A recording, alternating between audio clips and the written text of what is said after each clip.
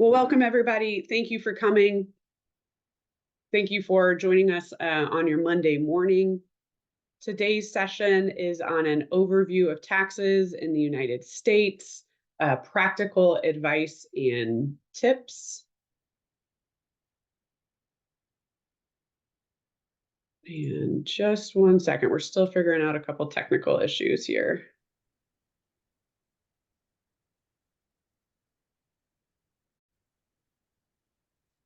The upcoming sessions are on Mondays throughout August.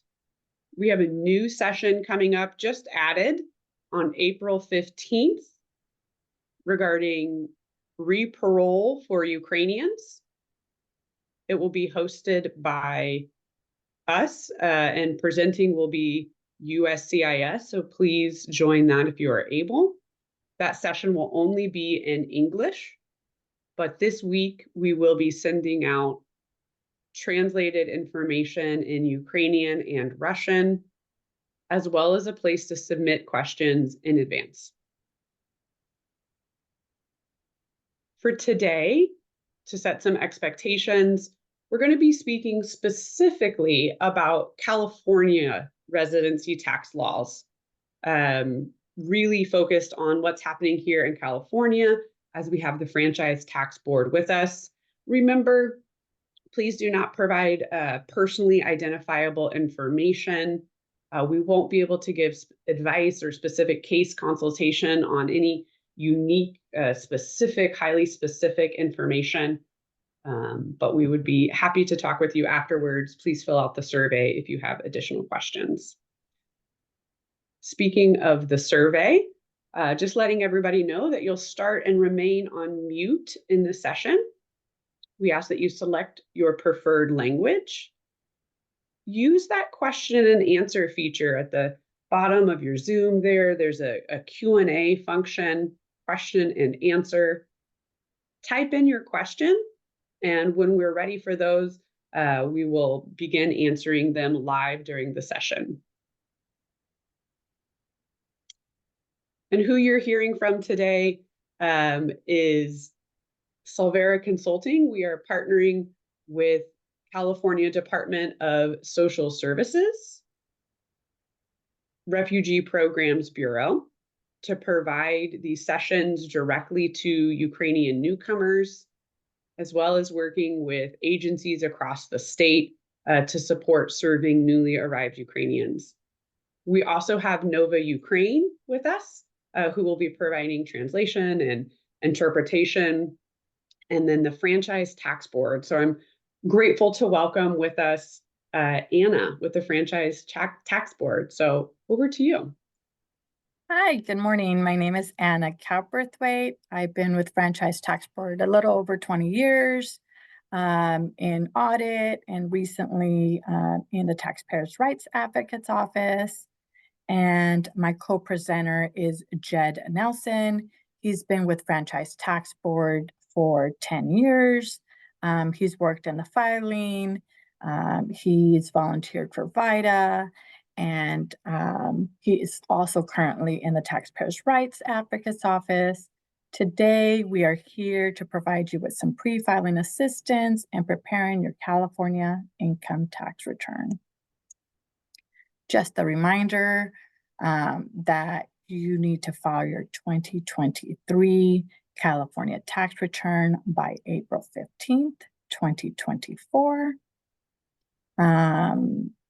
Just some background, California requires a tax return when the California filing requirement is met, and you will get that responsibility of determining whether or not you have a filing requirement. So for those of you that have a filing requirement to report your income annually, it is the responsibility when you earn money in the state. Do you want to go to the next slide? There you go. So the Franchise Tax Board exists to help taxpayers file timely returns and accurate returns and pay the correct amount of tax to fund services important to Californians. Next slide.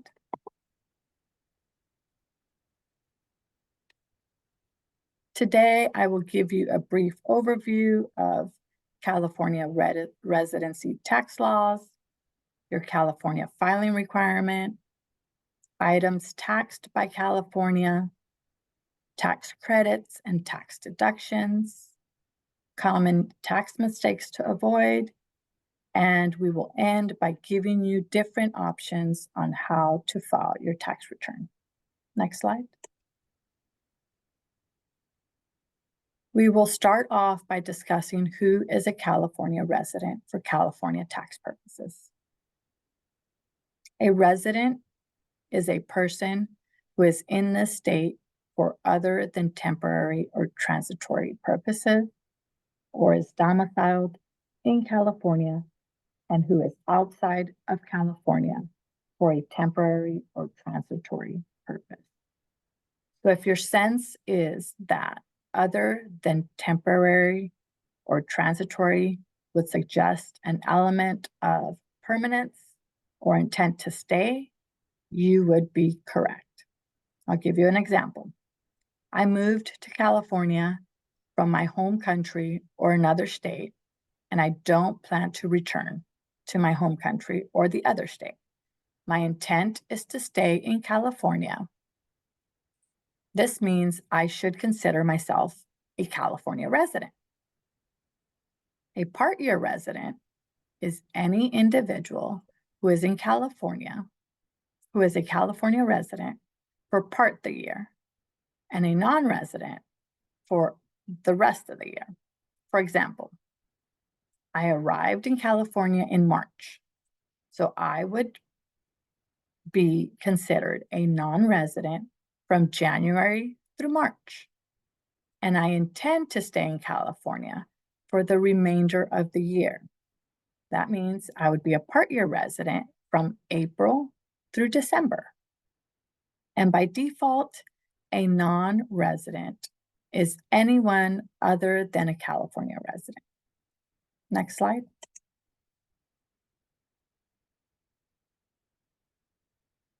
We use the phrase temporary or transitory a lot when discussing residency. So what does that terminology mean? For instance, if you come to California for a vacation or to complete a transaction or to simply passing through, your purpose is temporary or transitory.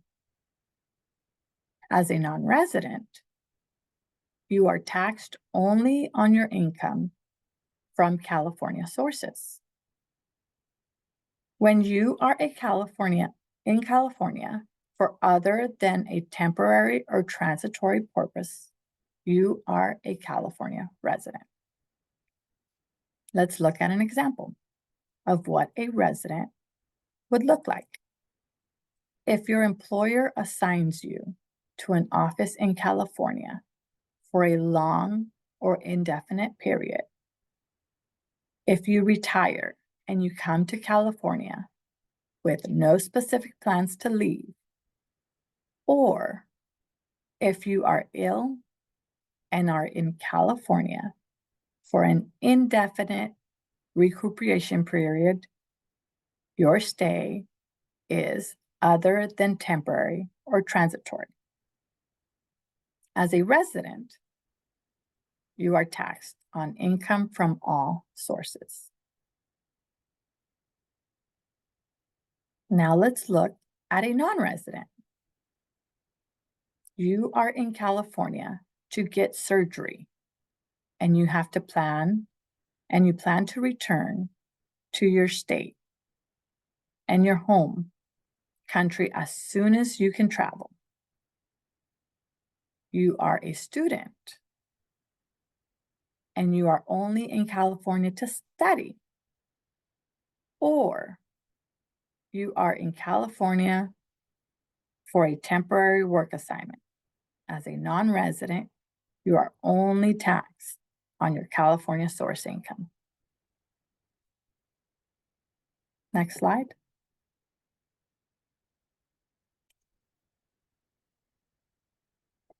California has something which we refer to as the presumption of residency.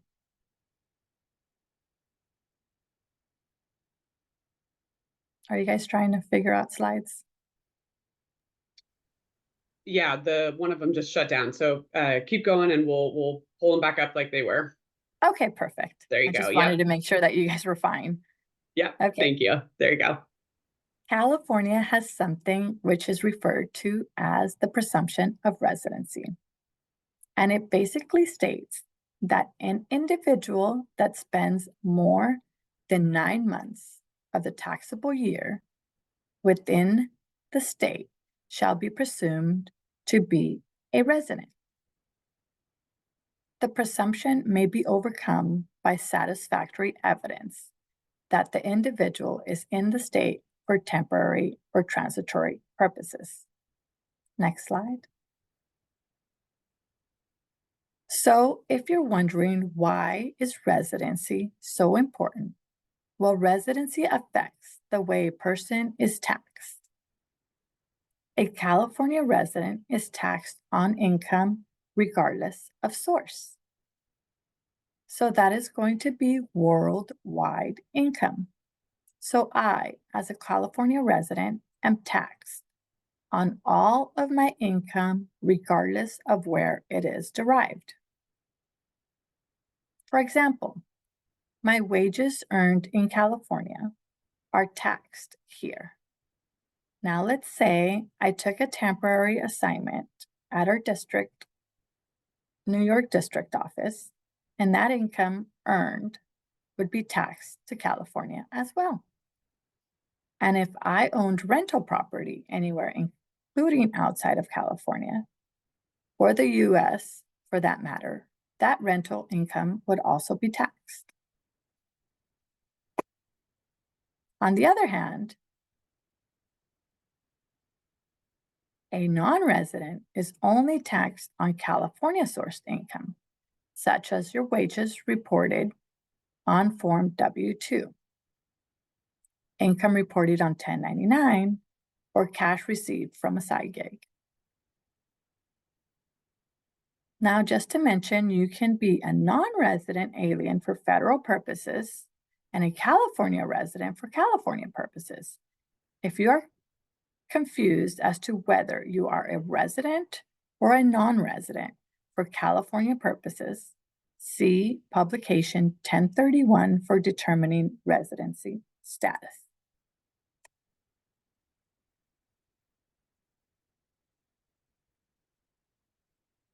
Okay, go back one slide. I think you guys are one slide ahead. This is where, okay, this is the slide that you guys need to be on. So the first important question, do I have to file? There are a couple of steps to make that determination, but essentially, if you have California source income and your total income exceeds $17,249, then you have a California filing requirement. And just a reminder, if you have had any money withheld and are entitled to a refund, you do need to file a California tax return in order to receive that refund. And that is regardless of whether or not you have a filing requirement. The state of California wants to make sure you get any refunds you may be entitled to. Check out the 2023 Personal Income Tax Booklet online under section, Do I Have to File, for more information. And again, if you are unsure if you are a resident or a non-resident, you can go look at publication 1031 for guidelines for determining residency status. Next slide. So why? Okay, so you look at this table and what you want to do is match your filing status, your age, and the number of dependents with the 2023 tax table. For example, if you are a resident and your filing status is single or head of household, and you are under the age of 65 with no dependents, and you make $17,249, you have a filing requirement for California purposes. As you can see, the amount of money you make or filing threshold increases based on the dependents, which also increases. A dependent is any person, either child or parent, for which you provide or pay for more than 50% of their living cost. So for example, I'm a resident of California. I've been here for 2 years, and I plan to make California my home. I want to live here until I retire. I'm 40 years old, and I have 1 child, and I make $40,000 of W-2 income in 2023. Based on the chart above, I have a minimum filing requirement because I made more than $32,116. I would use Form 540 to file my California tax return.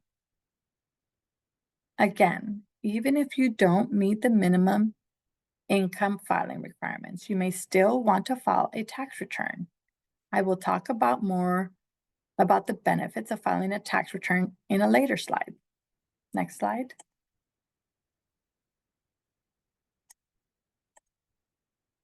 Again, match your age and number of dependents to see if you meet the minimum filing requirements. In this case, you're looking at a table for the married filing jointly or married filing separately. And both of you have under the age of 65 and have a 0 dependents, and you made less than $3,503, then you have a California minimum filing requirement. Next slide. Now let's talk about the most common types of income. Wages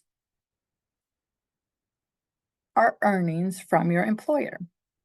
Your employer is required to report wages and salary income on the W-2 wage and tax form, W-2. All compensation from your employer is considered income, including earnings, bonuses, commissions, severance pay, and tips.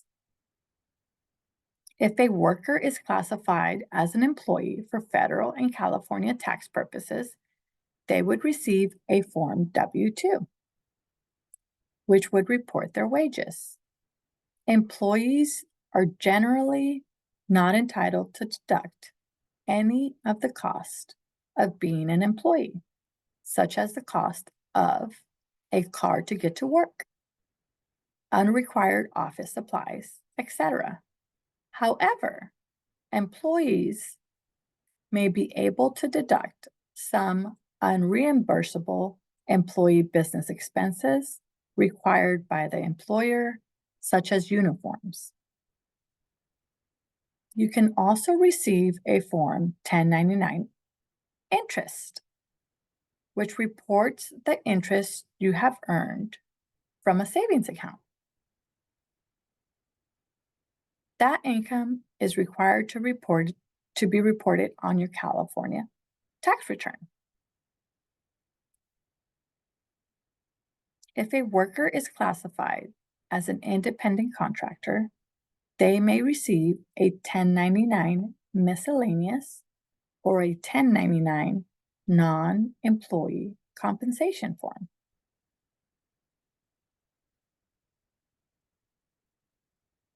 A hiring entity which would report payments being made to the worker, are dependent on the type of income or payments received and the amount of payments.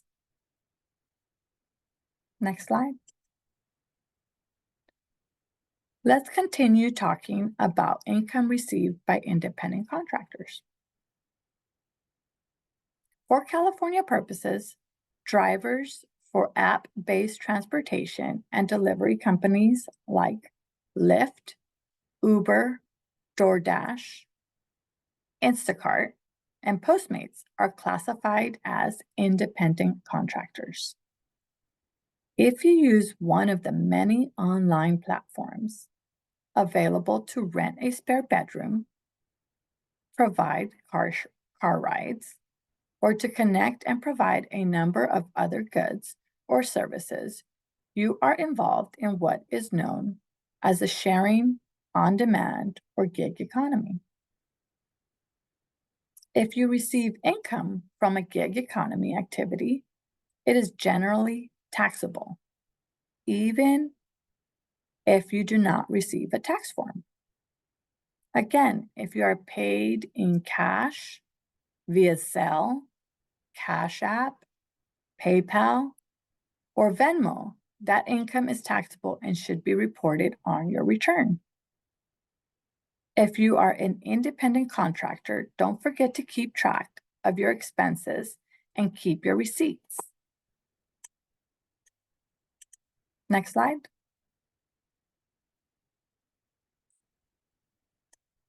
The most important thing is to understand what your filing requirements are and to file them correctly.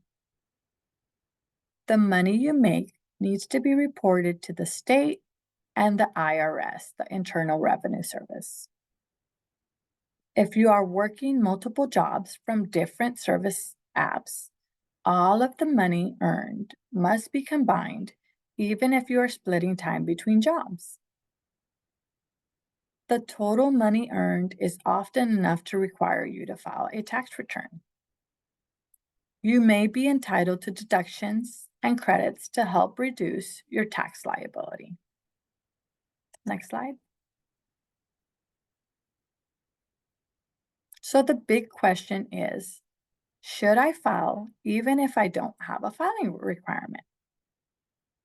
Even if you do not owe taxes or don't have a filing requirement, you may be entitled to receive a refund. If you qualify for the California Earned Income Tax Credit, you can receive up to $3,529. If you have had any money withheld out of your paycheck, you will want to file a tax return to get that money back. Next slide.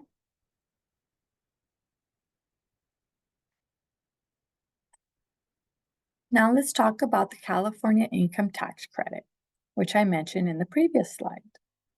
The amount you may be eligible depends on the income and the family size. California Income Tax Credit may provide. Looks like you guys are one slide behind. There you go. California Income Tax Credit may provide you with cash back or reduce any tax you owe. To qualify for California Income Tax Credit, you must meet all of the following requirements during the taxable year.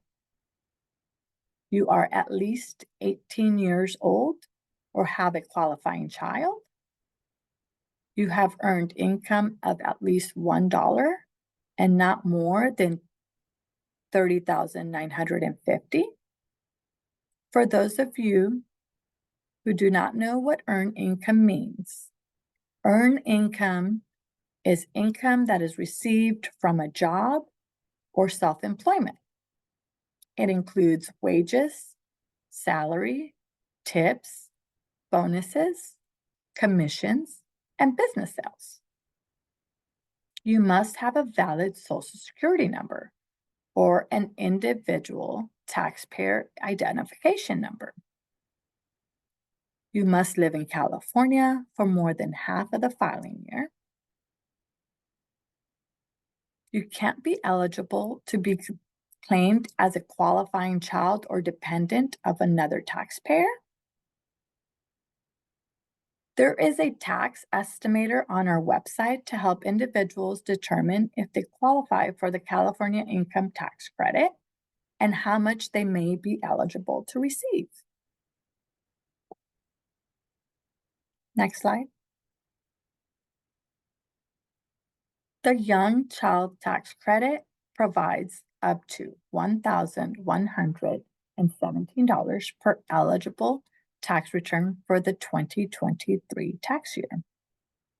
Young Child Tax Credit may provide you with cash back or reduce any tax you owe, similar to the Earned Income Tax Credit.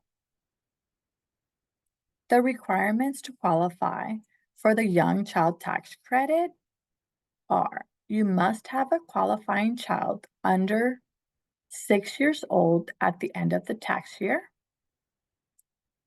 You cannot make more than $30,931, and you must qualify for the California Income Tax Credit. Next slide.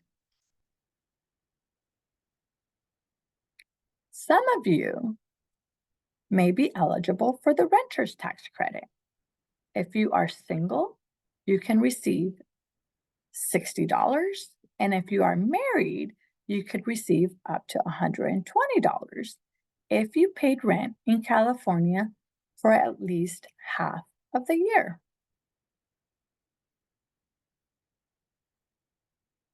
The property was not tax exempt. Your California income is $50,746 or less if your filing status is single or married, filing separate. For married, filing joint or head of household, the threshold is $101,492. You did not live with someone who can claim you as a dependent, and you or your spouse were not given a property tax exemption during the taxable year. Next slide. Things to remember when you're filing your tax return. Make sure to include income from all sources. Double check for math errors. Include your copies of your 1099s, your W-2s, and any supporting documents. Make sure you keep receipts for your expenses. Next slide.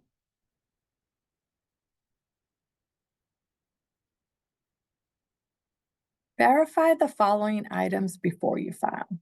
This is a good time to mention that the federal return is the starting point for completing your California tax return. So you will want to complete your federal tax return first before jumping into your California tax filing.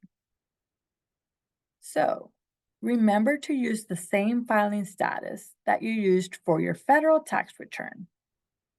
Don't forget to sign your return and have your spouse sign it as well. Remember to report the correct number of dependents and pay the correct amount of tax owed. Next slide.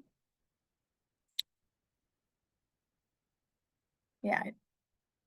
California tax forms. You're going to use one of the two forms for your tax return, depending on whether you are a resident or a non-resident.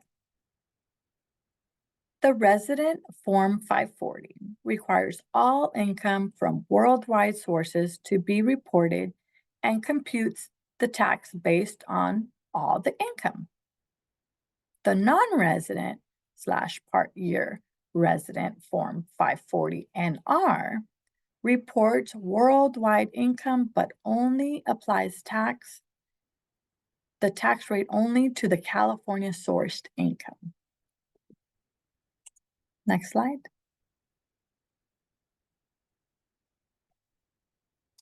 And here I would point out that California residents, there's an option for California residents, there's an option for an abbreviated short form, and it's called the 540 EZ. And again, it's only available for California residents. An example of when we would use the California EZ is if you only had W-2 income. Next slide. You cannot use the 540EZ if your filing status is married filing separate, income was excluded by a tax treaty on your federal tax return. By the way, California does not have any tax treaties with any country. Therefore, if you excluded income on your federal tax return due to a tax treaty, you would have to add it back for California purposes. If you received income from another country during 2023,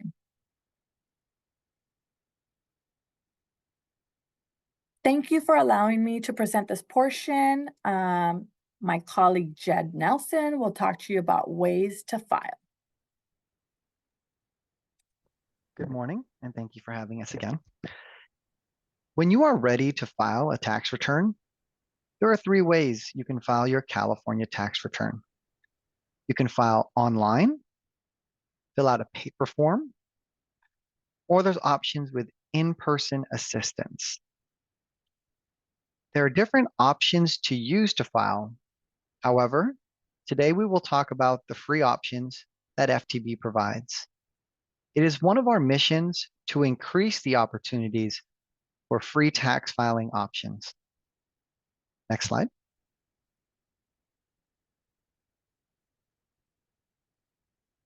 California has a free online resource to file your California tax return, and it is called CalFile. The IRS has a similar free file online service called Direct File, and you can go to their website for more information and check your eligibility. For now, let's go over some of the requirements that will qualify you to use CalFile. To use CalFile, you would have to be a California resident for the entire year. You would be making less than $237,035 or less. Your income that you receive are restricted to only the wages, interest, Social Security benefits, unemployment. You can use CalFile to claim either standard deduction or itemized deduction. And there is more on the website for the full list of qualifications, and that'll be available for you on the website directly. Next slide. Now, some of the items that would not allow for CalFile to be used are your federal adjusted gross income on your Form 1040 is $0 or less. Scenario is usually with a business income where you have more deductions and you're operating at a loss. Also, if you received a corrected W-2. So for that scenario, your first W-2 that you received from your employer was not accurate, and they had to correct it and give you what's called a W-2C, and you would not be eligible if the original reporting from an employer was incorrect. And that's something you can review with someone that's helping you assist with your tax return or through the questionnaires that you go to. If you have moving expense deductions that you need to claim, or if you're subject to individual shared responsibility penalty, this is the healthcare penalty. If you were not covered with healthcare and that you had to self-assess the individual shared responsibility penalty. And there are other software providers that will allow you to file a California tax return. These programs are third-party vendors, and they'll have their own qualifications and or fees. Next slide. If you would like to file a paper tax return by mail, you'll need to download and print out forms and instructions. To find out what form you need to use, visit our filing page and select your filing situation. Before mailing your paper return, your tax return will direct you to where to mail your return. One address you would send if you need to make a payment with your tax return. There is a different address to send if you are filing to get a refund. And just as a reminder, before mailing a paper return, you want to sign the tax return. And if you have a married filing jointly tax return, both individuals must sign the return. Double check to make sure your name, address, and social security numbers are correct. Check your math to make sure that you are paying the correct amount of tax owed. Also, that you're getting the correct amount of deductions and credits that you can. Always attach a copy of your federal return and attach a copy of your W-2, and that you're filing the original return and not a copy of the original return. You can make a copy and keep it for your records, but you would want to mail the original and keep your copy. Your tax return must be postmarked by the extended due date to be timely. In California, there is an extension to file the return that everyone will get up to October 15th. However, no payments have extensions. We'll talk about that a little more, but you are already given an extended due date up to October 15th if needed. And when you file tax returns by mail, it may take a little longer for us to process your tax return. Next slide.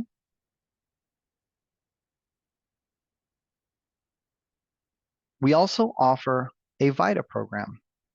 There's VITA programs throughout the nation. And if you live in California, you can get free assistance using the Volunteer Income Tax Assistance, or VITA.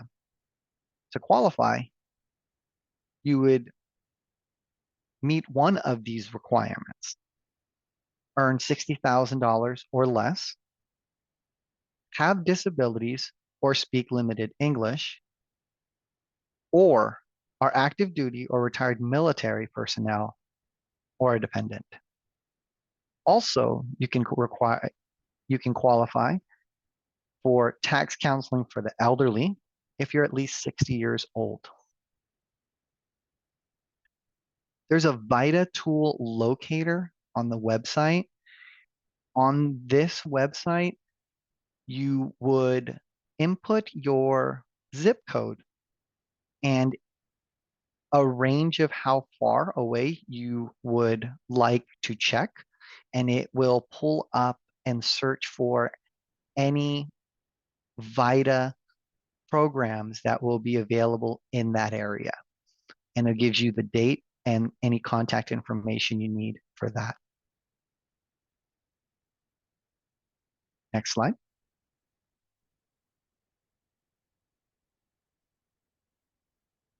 When going to a VITA site to prepare your tax return, there's some documents that you want to bring. Your proof of identification, such as a driver's license, photo ID, could also be a government ID or a passport. Your social security cards for yourself, your spouse, or any other dependents that you would have. So anybody that you're claiming on the tax return, you would want to provide and show that social security card. There's also an individual taxpayer identification number, an ITIN. If you do not have a social security number, you could have an ITIN, or you could be in the process of applying for an ITIN, and you want to have and bring those with you. Even if it's just applying and it's just a proof of foreign status, that is what you would need for filing. Confirm all the birth dates on your documents.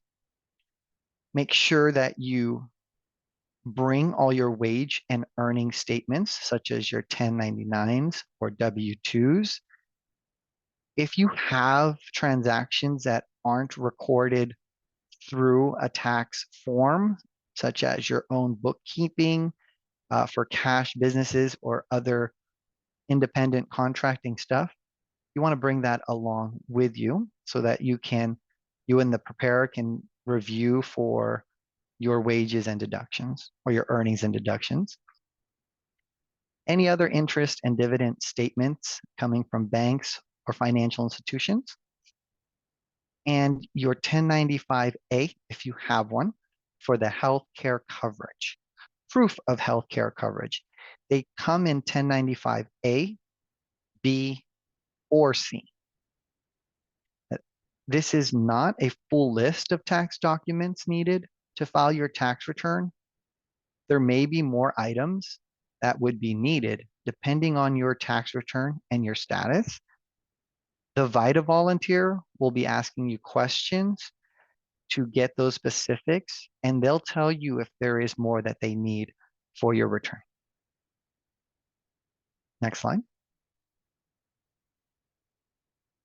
Now, whether you are filing online via paper or in person or getting help with in-person assistance, your tax return original due date is April 15th.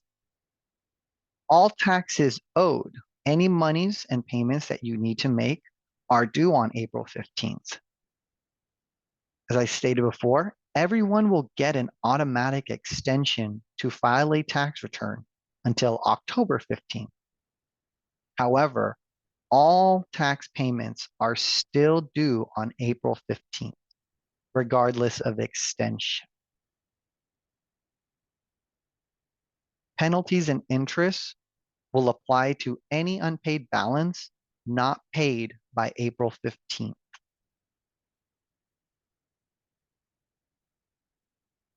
Next slide.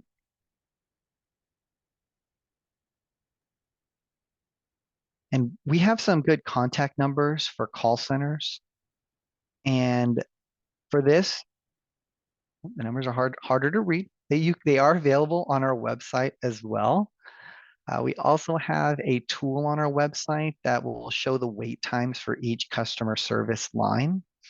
Our general customer service line, the 800-852-5711, can answer personal and business questions for any assistance that you would need. We have if you have a collection question, then there is a collection contact center. And if there is any issues or knowledge of liens affecting property, you can contact the lien desk directly to get information on that.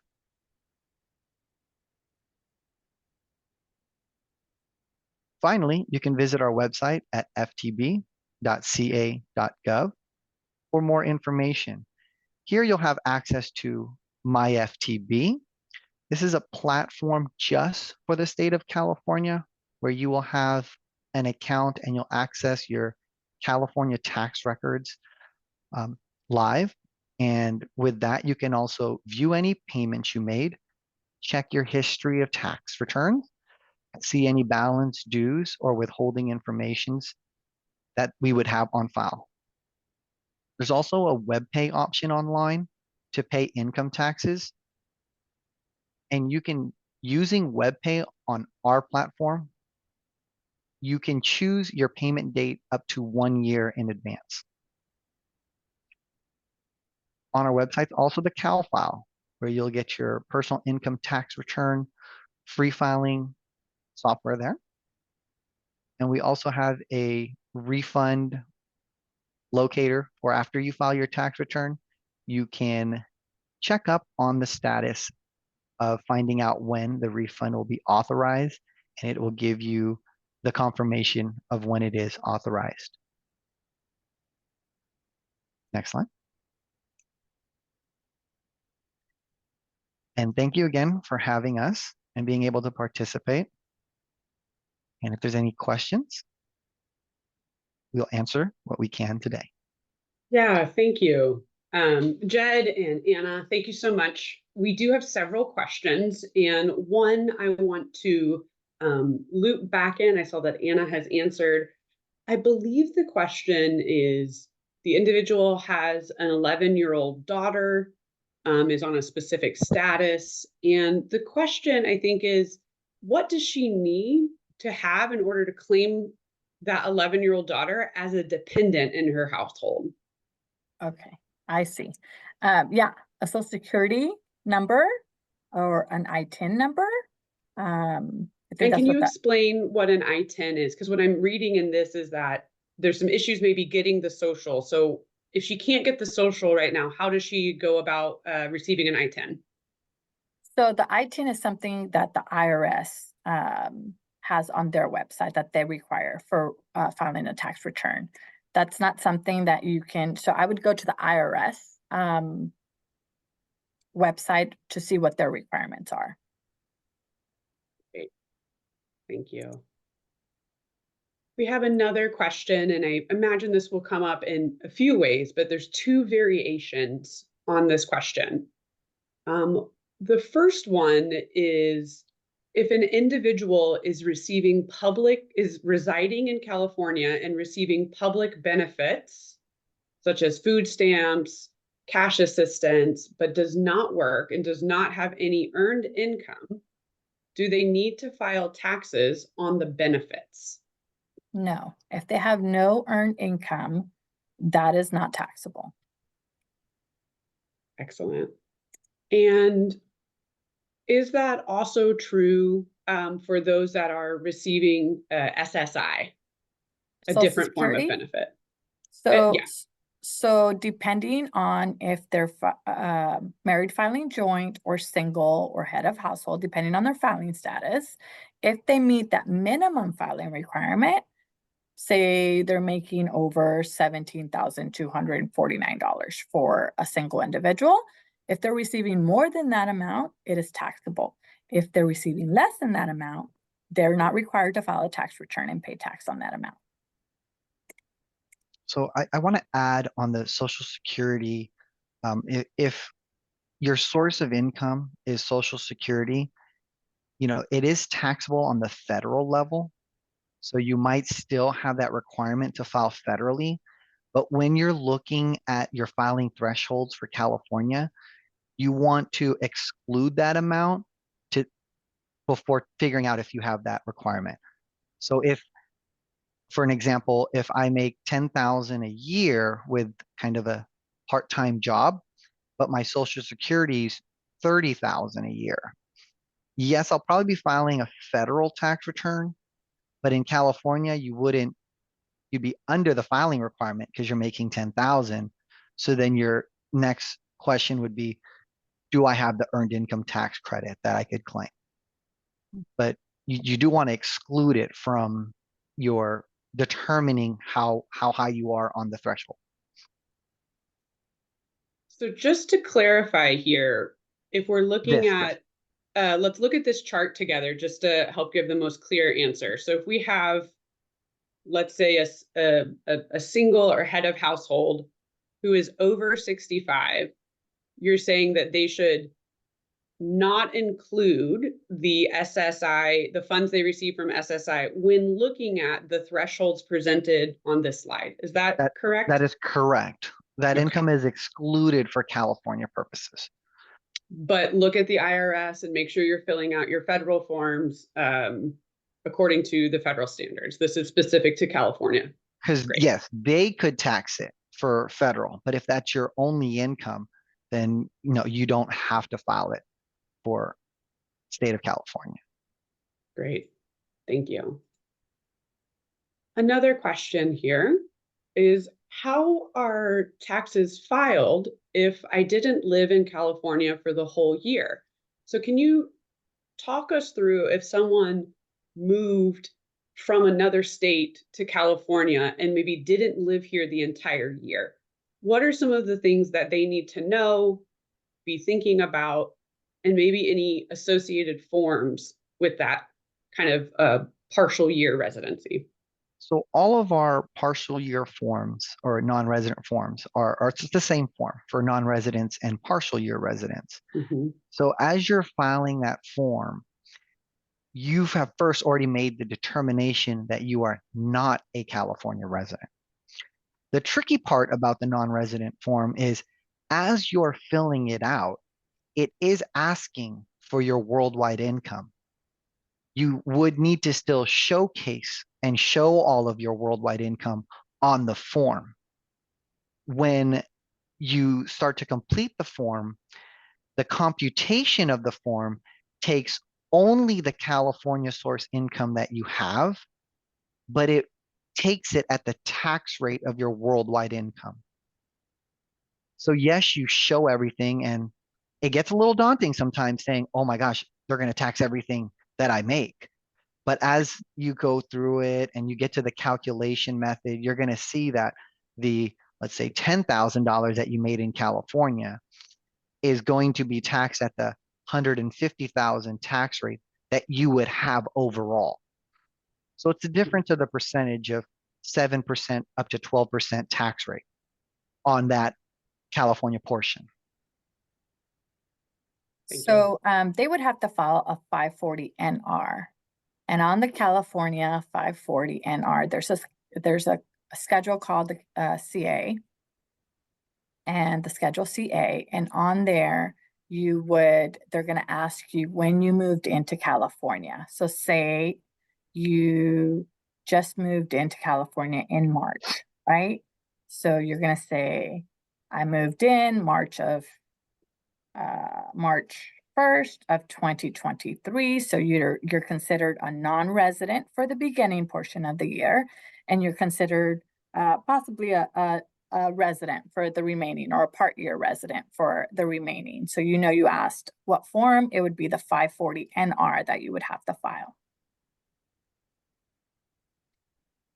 And please look into the chat if you are not currently looking at the chat. Our colleagues over at the Franchise Tax Board have been adding really helpful hyperlinks as we've gone through the session. Do remember that everyone will receive the slides after the session, and we'll highlight those links. So those will be in a separate section, so you can see those as well. Additionally, if you have not yet, please complete a survey about today's session. We'll post that link here shortly, also in the chat window. If you have a question that we were not able to answer, or maybe as you're thinking about the content from today, something comes to mind, please complete that survey. And in it, at the bottom, there's a section where you can ask additional questions and add your email so we can follow up uniquely with you to connect you with the right resources.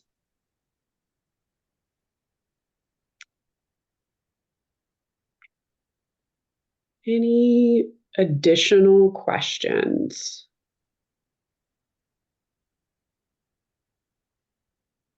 Thank you. I see there's a link here for the VITA tool locator, and that's a follow-up question that we had on one of the Q&As, so appreciate it's that. harder for me to do it live while I was presenting. Absolutely understand that. Totally but that's understand a great that. tool. And the VITA programs, again, are a great tool. And it's the qualifications for VITA are right? You don't have to meet, you just have to meet one of the requirements. Mm-hmm. So but each location could also have different translators, and you could see which ones will be available at their sites. Yeah, thank you.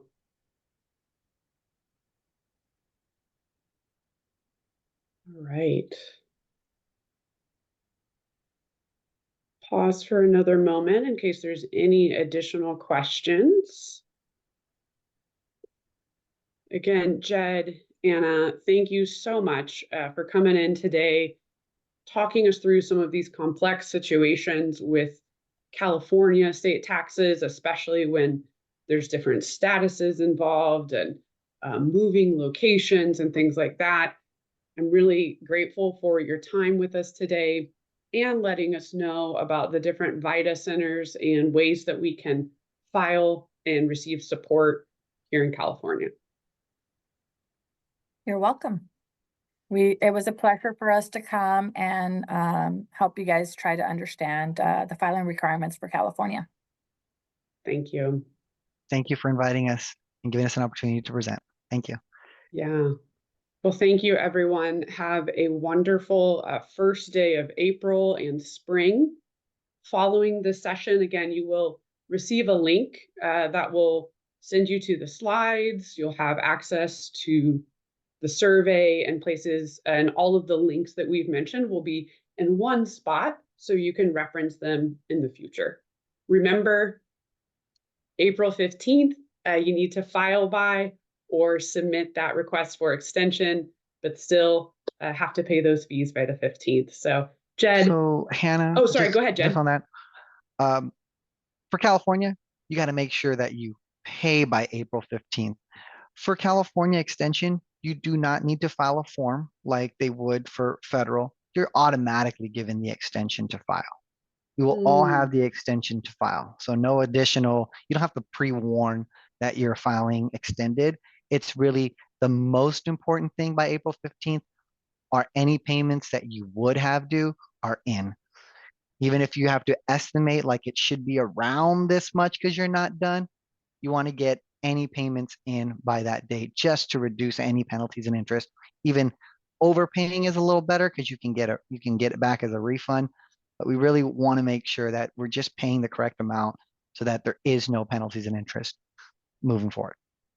I appreciate that. I also want to note, I have accidentally overpaid before, and I literally, the Franchise Tax Board caught that for me and sent me a check because that's the way I was paid. So, do know that the goal here really is to make sure accuracy happens, and the Franchise Tax Board's job is to make sure that things are fair and that you're able to get the resources you need in order to complete that information. So we appreciate you. Thank you. Have a great spring, and we'll send out this information shortly. Thank you. Thank you. Later.